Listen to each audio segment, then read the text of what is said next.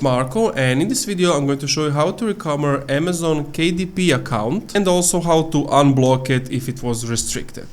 But before I start with the video, please subscribe to the channel and like this video, it helps me out a lot. So there are some things you can do.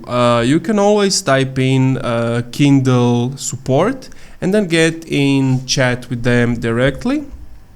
But for example, these are some sign-in issues you are potentially encountering. So we have email addresses, we have mobile phone numbers, maybe your password, or you use multiple accounts. Another is that your bookshelf is empty. This may occur to multiple accounts accidentally created when you signed in or when using an email address unrelated to your KDP account. To fix this, sign out of the current account and then sign back in.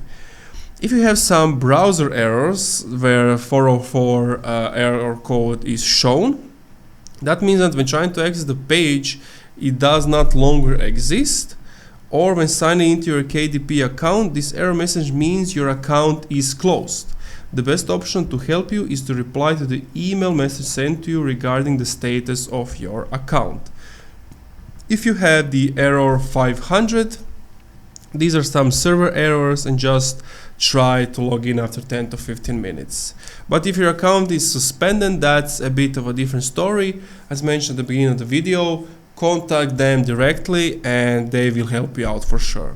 Thank you for watching this video. If you enjoyed, leave a like, comment, subscribe.